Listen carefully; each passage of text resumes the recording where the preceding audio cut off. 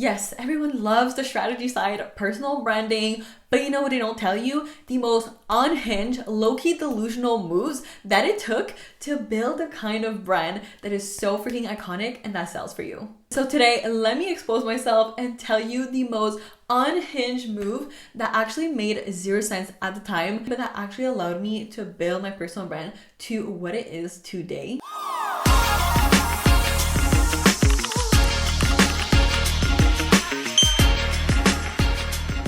Nothing, and I mean nothing, compares to the unhinged moves that builds an iconic personal brand. I'm not gonna hold anything back. I'm not gonna gatekeep.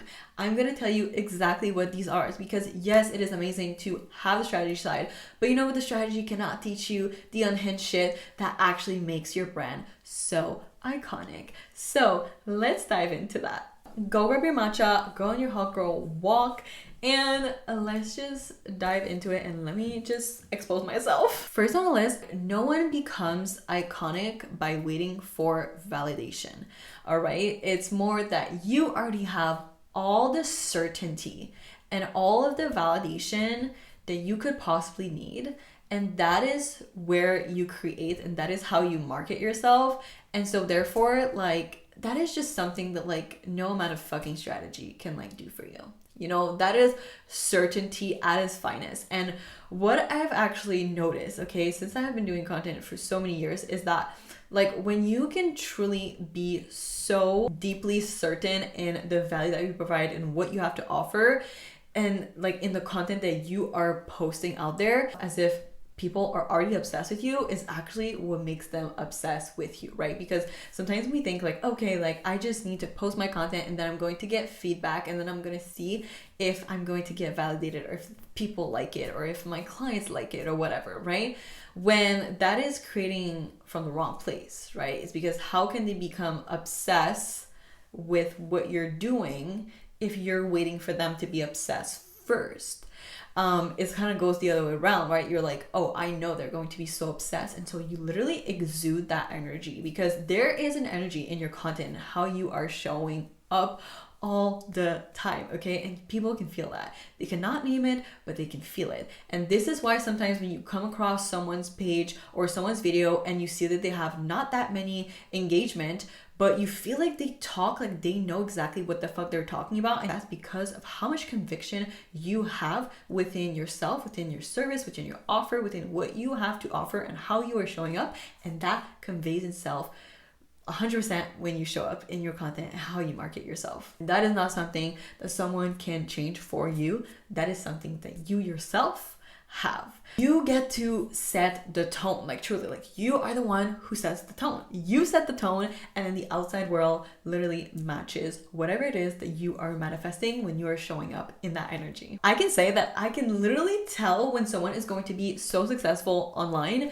just by this one key factor, okay? This is the next thing on the list. The one thing that every single one of my clients and every single person who is so freaking successful online have in common is this. When I know that they're going to be literally killing it with their personal brand, okay? And it is that their energy doesn't change. Okay, they're showing up in the exact same way. It doesn't fucking matter what is happening. It doesn't fucking matter if they feel like their post flopped. It doesn't fucking matter if their content didn't perform as well as they hoped. It doesn't freaking matter, whatever. It doesn't matter. They're always showing up in the same energy, and that is the thing. Their energy doesn't budge by external things, okay? They just stick to the plan.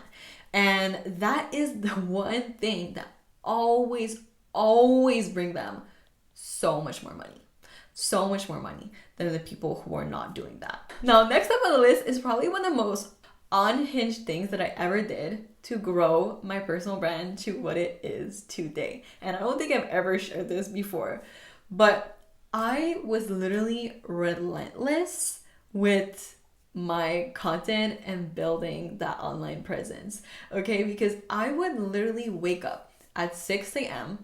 to have time to film and record before I had to leave to makeup school. And at the time, I was still very young, okay? So I did not have a car yet. I had just gotten my license and I did not have a car yet. And so what would I do? I would film my stuff. I would wake up at 6 a.m. so I would have time to film, record before I had to bike. Yes, bike to the train station because I did not have a car, okay? And it was like around this time. It was like fall time. It was cold. And so I would film, I would record. I spent the whole morning recording just after leave, take the train, bike to the train station, okay? And it was not a short bike, okay? It was like pretty far, okay? To then go to makeup school, because yes, I did go to makeup school before I started my first makeup business. And then coming back home to just post, edit, and go to bed at like 12 a.m. to do it all over again the next day like a crazy person. When I have been through the trenches, I have been through the trenches, okay? This personal brand that we now have and that I now teach has not always been what it is now. But being relentless with what I was building is definitely like the reason why it is what it is today. Like, you know what I mean? Like, the personal brand that you see today was not always what it was. Like, you know, it was not always this quality of content. It was not always this level of mastery. It was not always like, you know what I mean? Everything that you allow in, or every opportunities that you take on, or every deal that you take on, or whatever it is, right? Like, this all like connects and creates association to you, to your personal brand. And this is kind of like part of the strategy also, which is kind of like, yeah, like all the decisions that you make regarding your personal brand creates association to you. And this can be a good thing, and this can also be a bad thing depending on where exactly you want to position yourself, or what exactly you want to be associated with, or how you want to be perceived, or the kind of client that you want to attract to you, right? And so all of these things all come from the decision that you make with, you know, the opportunities that you say yes to and no to. And I feel like it is the choices, you know, that you make to build the long-term vision, not just the quick bucks and the short-term vision. Like, I find it like, you know, and this is why today, which is actually so crazy, like today I do get to work with yoga studios and Pilates studios. And isn't that crazy? That is so crazy. That is so crazy to me. Like, I used to do like makeup brand deals, and now I'm doing like Pilates. Like, what? And that is so on brand for me. Like, I would not take on an opportunity or something that like didn't make sense for me or for my audience. Okay, now this is really unhinged, but there was this period of time where I literally shared everything in my life. To the point where I'd meet up with someone that I haven't seen in like years, and they'd be like, oh, what's up with you? And I start talking, and they were like, oh yeah, I already know that. I was like literally updating her with, I don't know, stuff in my life, or what I was up to, what I was doing with my business. And she was like, oh yeah, I know. Like, nothing was a surprise. Like, I was like, well, I guess you already know everything. Definitely not out here saying that you need to share everything about your life, and because truly, like, sharing your life like an influencer is not what fucking sells. Like, no one gives a shit. Your clients don't give a shit.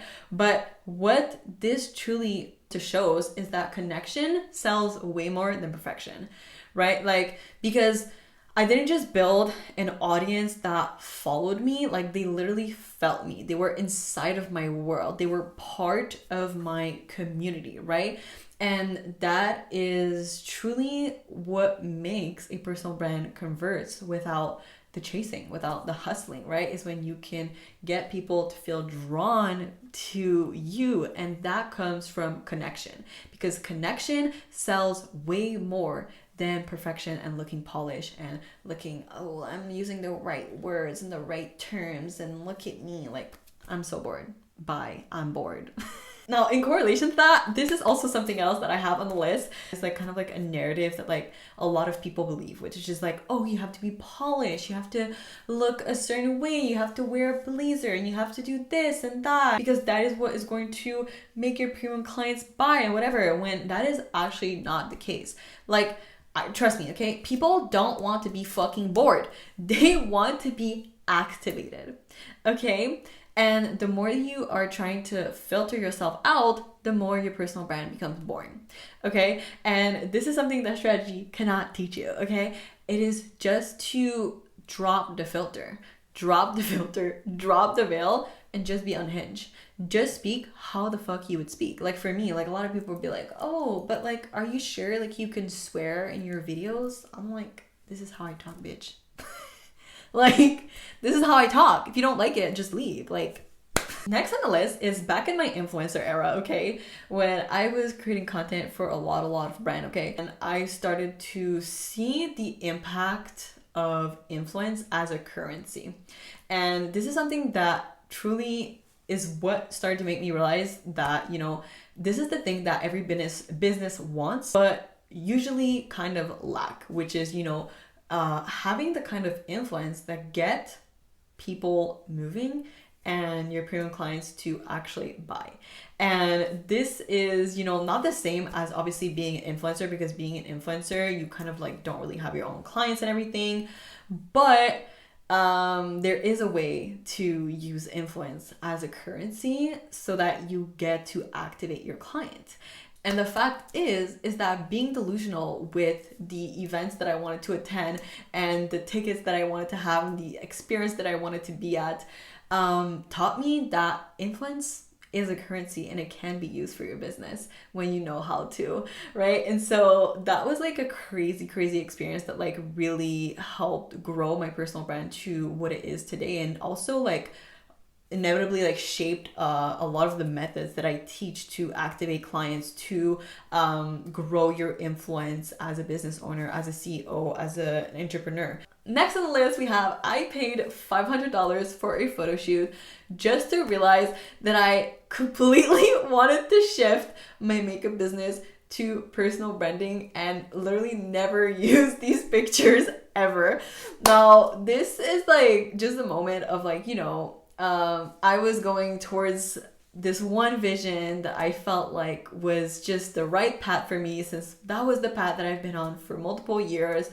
But then something inside of me was like, this is not my true calling. Like, I feel like my true calling is personal branding. And it was, right?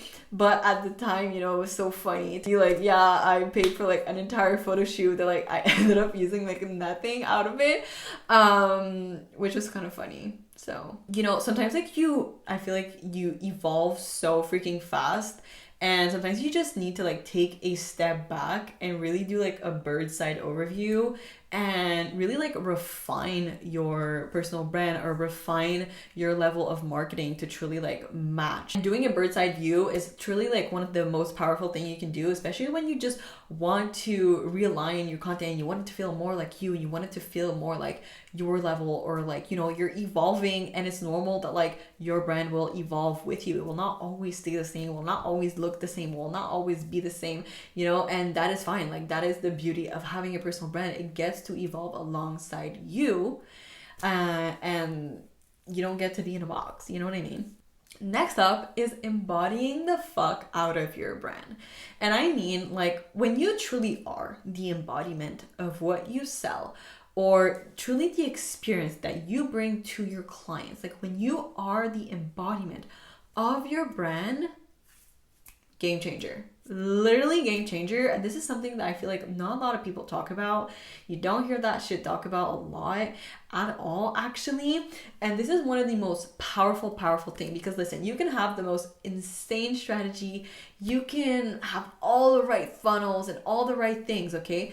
But if you are not the embodiment of your brand, and you have a personal brand, but it's just out here, but you are not the embodiment of it, there's always going to be a disconnect.